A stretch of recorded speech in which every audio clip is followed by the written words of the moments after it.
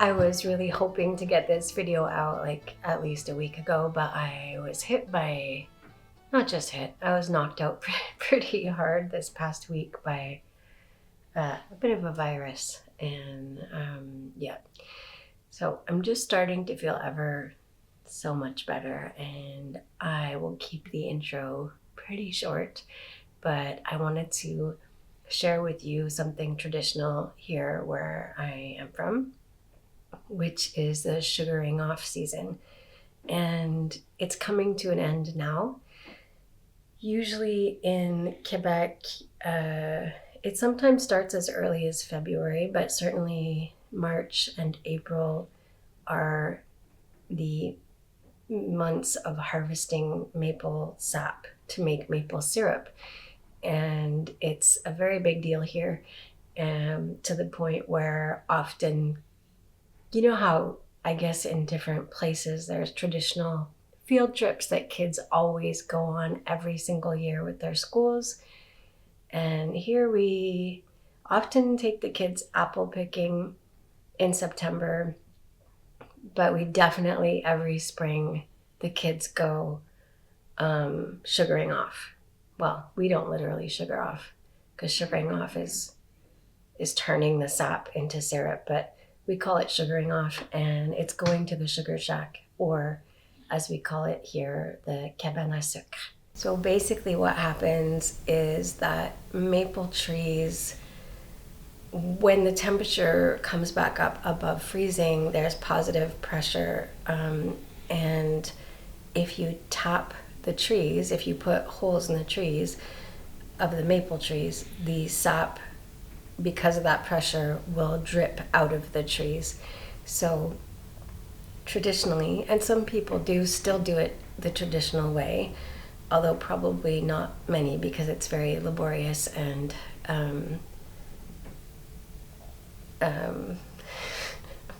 my brain is broken, I'm sorry. Time takes time. This might have been a terrible idea. Anyways, it takes more time. But traditionally they would tap the trees and then hang a bucket over the top, and the maple syrup would drip into that bucket, and then they would go around collecting all the buckets and bring them to the sugar shack, which is the shed if you're a small manufacturer, probably much bigger than a shed if you were a major manufacturer, but the sugar shack, where you then distill the sap into syrup. So the processing of maple syrup is very simple and straightforward. Nothing's actually added to it. It's just that the water is evaporated from it and it's concentrated down into a syrup, a sweet, delicious syrup. Today, people who make maple syrup usually use tubing. So there's tubes going from tree to tree to tree, and the major manufacturers will even kind of vacuum the sap out, which sounds very aggressive to me, and I don't know if the trees like that very much or not. I actually don't know. I never really thought about it. I don't know if that's harsh. I imagine not, though, because they wouldn't want to harm their trees. I'm gonna go off, so we'll just leave it there. But yeah, all that to say that it goes through this tubing system and then it ends up in the shack. And traditionally here, the sugar shacks will invite the public to come and celebrate this festive occasion by partaking in a traditional Quebec sugar shack meal. It used to be when they used to have the individual buckets that they would fill up a cart with the buckets, and they would go from tree to tree, and I think that horses would pull the cart. And some sugar shacks try and make it feel very traditional still, and there's horses and carts and sledding and traditional Quebec folk music, and it can be really, really fun.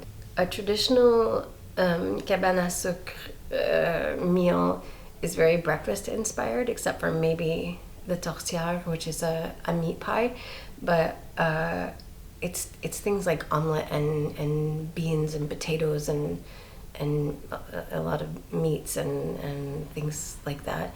But the important part is that basically every single thing on that plate was either cooked in or smothered in, or both, maple syrup, of course. Anything that maybe is not covered in maple syrup would be the tourtière and maybe the potatoes. Although I would imagine the potatoes are probably covered in maple syrup and ketchup. That's what I'm getting to. The tourtière is traditionally eaten with ketchup, which to me sounded very gross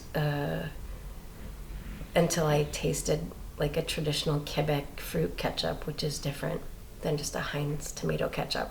Although, to be honest, a lot of people just put squeezed bottle tomato ketchup on their tourtière also, which I find very gross. But anyway, it doesn't matter. What I wanted to show you is a traditional Quebec fruit ketchup. Ketchup is one of those foods that almost has a version pretty much anywhere in the world, kind of, almost. From North American tomato ketchup to Germany's curry ketchup, Jamaican jerk ketchup, Philippines has a banana ketchup, Japan has a barbecue ketchup, and Britain has a mushroom ketchup, and so on. Ketchup was actually originally a fermented fish sauce from China that dates back to around 300 BC, I think. The sauce was called, well, something that I don't know how to pronounce, ketchup or ketchup or something like that. Anyway, it was made from fish entrails and meat byproducts and soybeans. The first tomato-based ketchup recipe didn't actually debut until 1812. The traditional ketchup in Quebec is a tomato-based ketchup, but it also has orchard fruits in it, like apples and pears, and sometimes even peaches.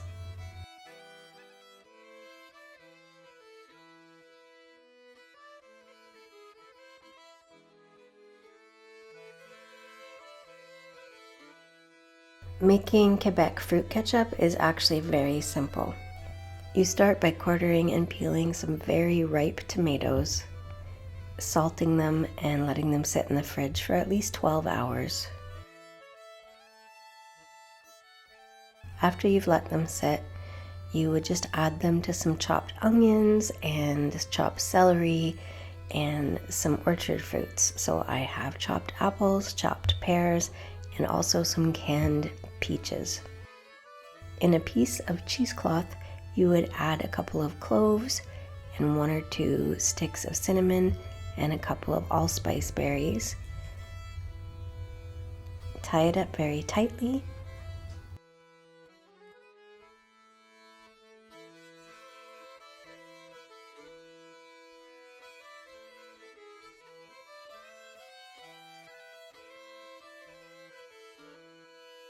Sprinkle with some salt and some sugar, and add some pickling vinegar and of course a touch of maple syrup, maybe a sprinkle of pepper.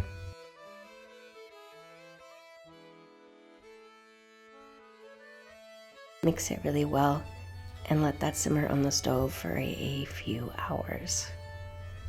Once you have a sticky, thick sauce and your fruit has broken down almost completely but not entirely, your ketchup is ready to cool and eat, and it can usually sit in the fridge for about a month.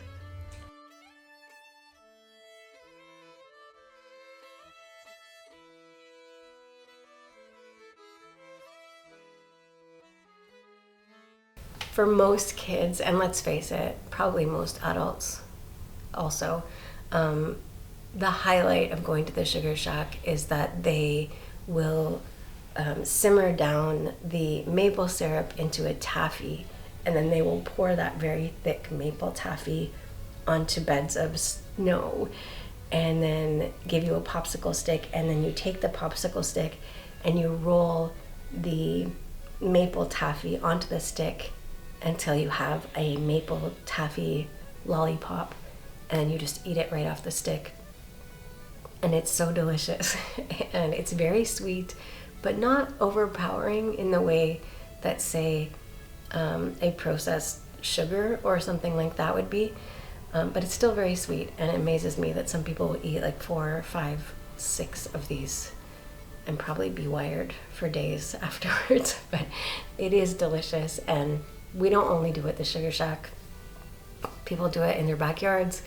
They do it on their balcony. They bring snow and put it in the freezer, and they get cans of maple syrup, and they do it at home for a treat. It's just sort of a, a festive spring thing that we do here in Quebec. So as I mentioned before, the tourtière is eaten usually with the fruit ketchup, and so often are the cottage fries or hash browns or potato wedges or whatever kind of potatoes that you have for your breakfast. So cottage fries are so easy to make. All you need is a few potatoes. I use whatever potatoes I have around, and you just slice up the potatoes and add some bit of olive oil and some seasoning. So I wanted to show you that too.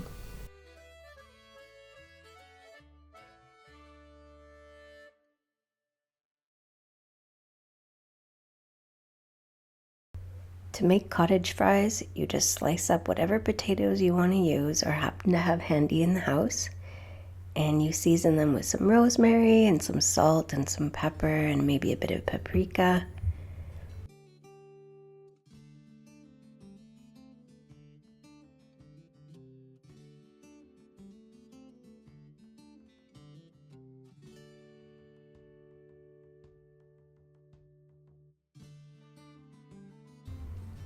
And you lay them out on a parchment-lined or non-stick cookie tray or baking tray and pop those in the oven to roast just until they are a bit crispy on the outside and tender on the inside. And that's all there is to it.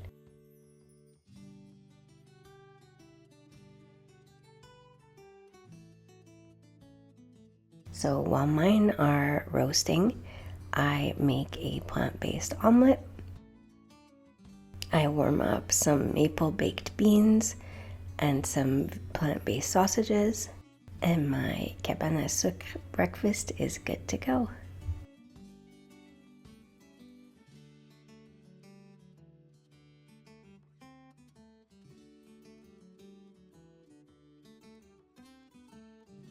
Typically, a Sugar Shack meal is very, very heavy with meats, pork specifically.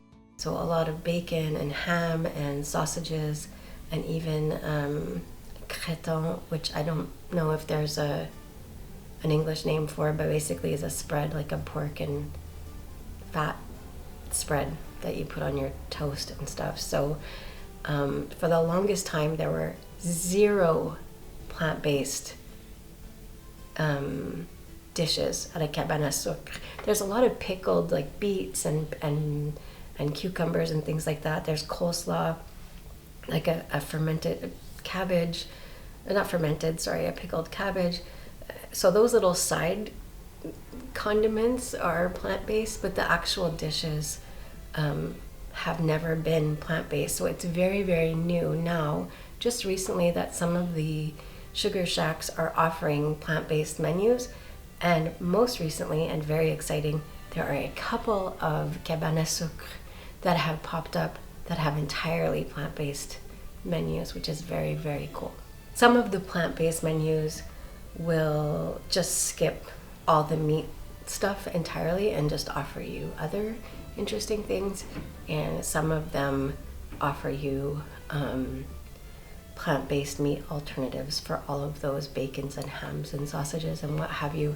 I'm not a huge fan, but if you're looking for that very traditional experience, or you're really nostalgic from when you were a kid and you want it to be as close to what you remember as possible, I suppose, I mean, it can be fun.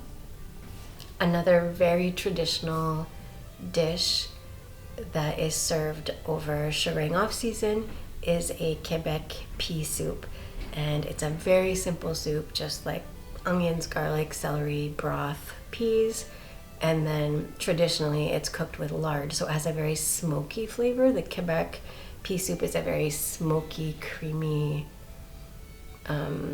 pea soup, and I find for a plant-based version that just adding a tiny dash of liquid smoke to replace that lard gives it that same beautiful kind of warm, smoky taste. As I said, the pea soup is very simple to make.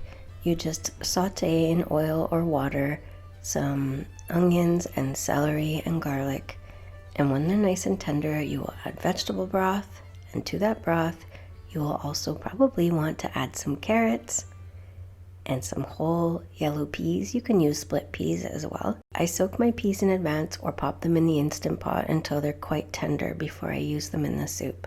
And some fresh parsley and maybe a teaspoon of liquid smoke and some pepper. Stir it up and let that sit on the stove again for hours until your soup is nice and thick and the peas are very soft.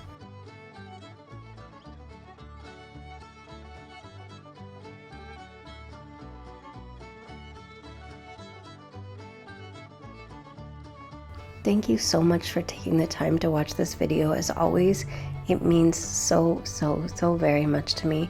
I really appreciate it. If you are a Patreon subscriber, I can't thank you enough for believing in the work that I'm doing, for being a part of it and helping to make it possible. If you would like to work one-on-one with me for nutrition or naturopathy, there is a booking link in the description below.